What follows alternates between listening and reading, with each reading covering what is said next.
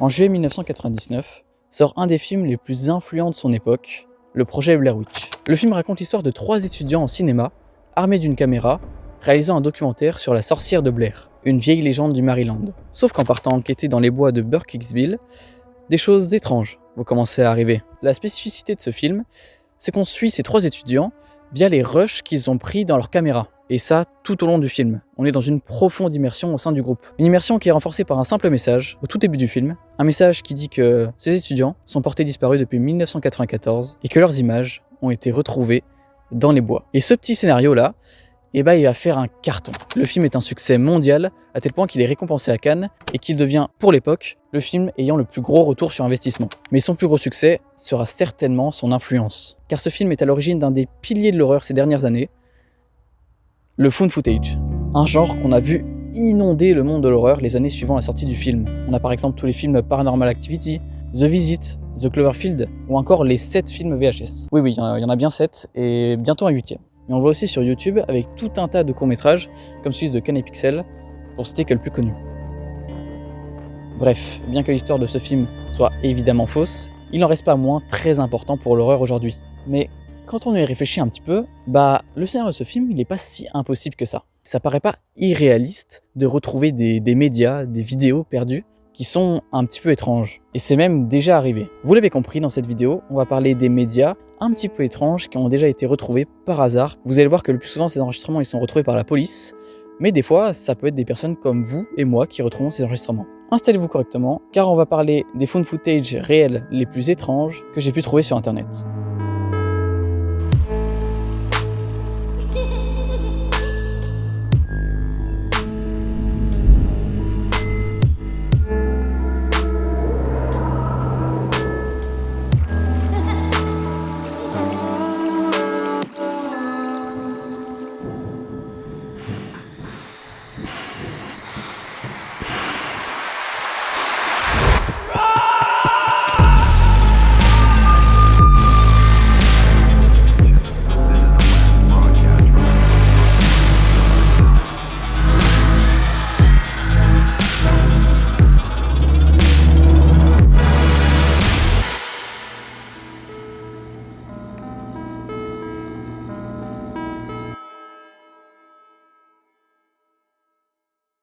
Nous sommes aux États-Unis le 15 août 1989. À cette époque, la Californie est en plein milieu d'une des plus longues sécheresses de la région. Près de Stockton, sur l'autoroute d'Interreta 205, Alfonso Lua, sa femme et son fils sont contraints de s'arrêter. En fait, il fait tellement chaud que leur voiture a surchauffé. Alfonso décide donc de partir avec son fils chercher un téléphone d'urgence pour prévenir les secours. Mais alors qu'il longe le bord de Even Road, le fils, Hector, est attiré par quelque chose. Sur le côté de la route, il voit une veste militaire, qui a l'air d'être abandonnée. Mais c'est pas vraiment ça le plus bizarre. Le plus bizarre, c'est que dans cette veste, il y a une VHS ainsi que plusieurs cassettes de heavy metal. Curieux, lui et Alfonso décident de récupérer la cassette. Une fois rentrés chez eux, la famille décide de...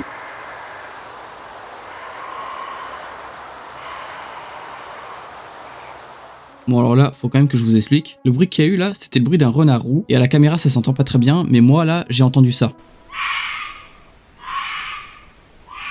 Donc autant vous dire que là, j'étais terrorisé. Une fois arrivés chez eux, la famille décide de visionner la cassette. Et après le visionnage, ils vont immédiatement contacter la police. Voici son contenu. I call home my hell. All skies black with smoke.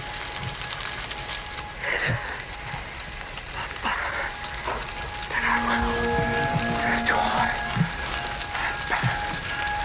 our soul. Ancient spirit of evil. Bon, résumons ce qu'on vient de voir. Dans cette VHS, il fait nuit et on voit très clairement une maison brûlée. C'est pas une maquette, c'est pas un jouet, non, c'est une vraie maison qui est en train de brûler. Ensuite, on l'entend plutôt mal, mais la personne qui tient la caméra est complètement en extase.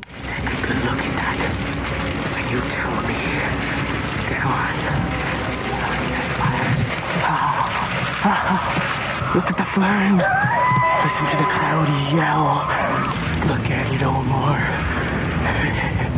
This is what I've been doing on weeks of vacation. Elle est dans un état d'euphorie, elle se moque des pompiers, elle fait référence à un certain Omar. Retenez bien ça parce que ce Omar, il va nous servir pour plus tard. Elle utilise un vocabulaire assez religieux et il y a presque un délire satanique à cette vidéo. De plus, le caméraman, il a une voix plutôt jeune, entre 15 et 19 ans, et tout porte à croire que oui, c'est lui qui a mis le feu à la maison. La police, elle, est persuadée que le caméraman est un pyromane. Mais surtout, après avoir visionné cette vidéo, deux questions se posent. Qui est cette personne et où est-ce qu'elle est cette maison? La police va donc enquêter et déjà ils vont se rendre compte que la maison, ça a pas vraiment l'air d'être une maison, ça a l'air plus d'être un ranch. Aussi on peut voir que dans l'obscurité il y a une petite caravane blanche, donc ça pourrait indiquer qu'il y avait des travaux qui étaient effectués sur le bâtiment. Ensuite il y a ce fameux Omar. Alors lui c'est compliqué parce qu'on ne sait pas si c'est une vraie personne, ou alors vu que le vocabulaire du caméraman était pas mal religieux, il se pourrait aussi que ce soit une référence biblique. Mais c'est pas tout.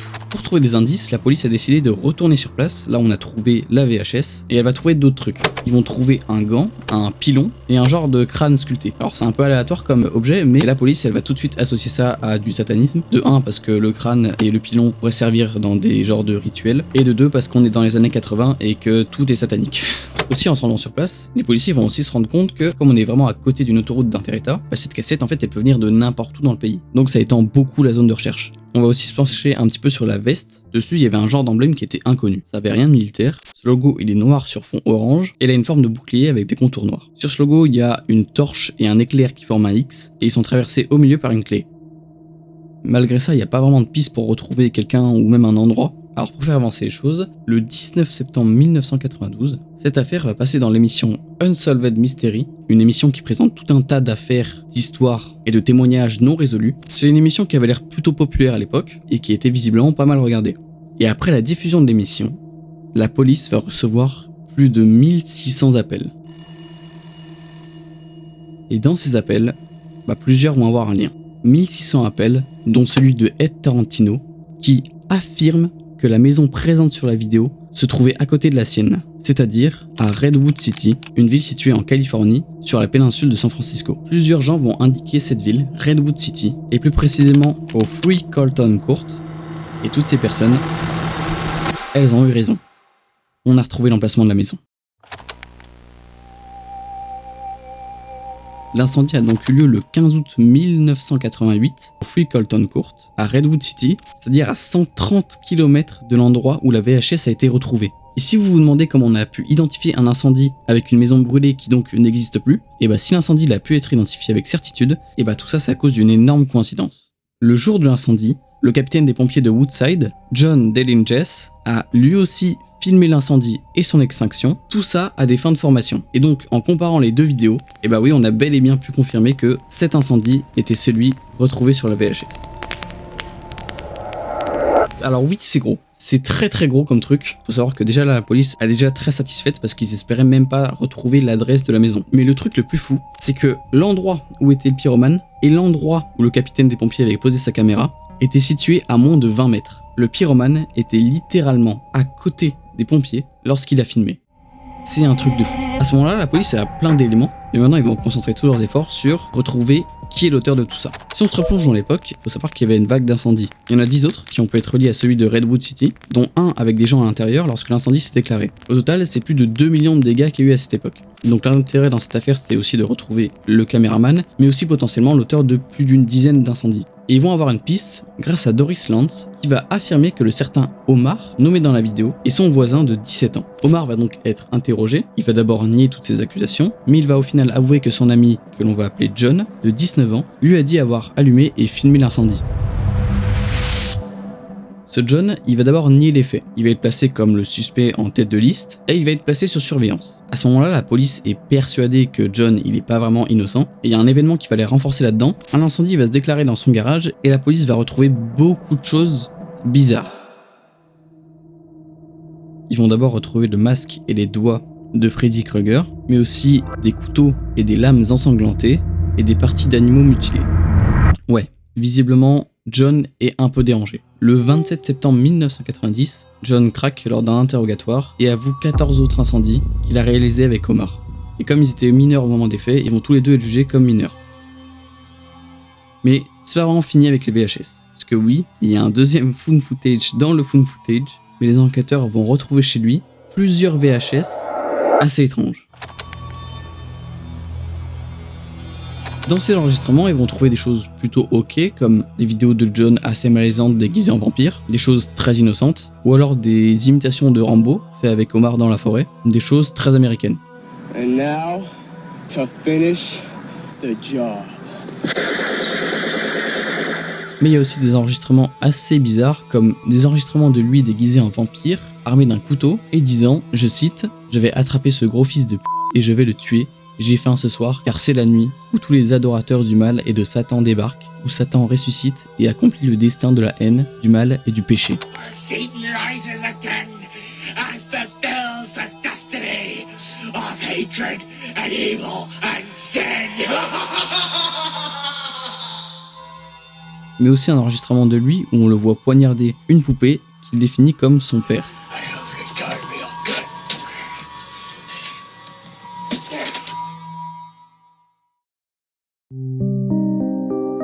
Bon, vous l'avez vu, John, visiblement il est un peu dérangé, et du coup il va pas aller en prison, il va être interné dans un hôpital psychiatrique. Quant à Omar, il va aller dans une prison pour mineurs. Depuis, on sait pas vraiment ce que John et Omar sont devenus. Certains disent que John serait mort dans un accident de voiture, alors effectivement il y aurait des articles qui confirmeraient ça, mais on peut pas le prouver à 100%.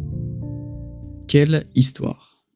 Bon, c'est la fin de cette vidéo, merci de l'avoir regardé. Alors oui, je sais, il n'y a qu'une seule histoire, ne vous inquiétez pas, il y a la partie 2 qui arrive bientôt. J'explique la vidéo en deux parce que je voulais au moins sortir un gros truc avant Halloween. J'ai tenté plusieurs trucs sur cette vidéo, j'ai vraiment essayé de faire en sorte que le montage soit un peu flippant. J'espère que ça aura marché, n'hésitez pas à me le dire. N'hésitez pas à me le dire si vous avez des améliorations pour la partie 2. Et sur ce, je vous souhaite à tous et à tous un très bon Halloween.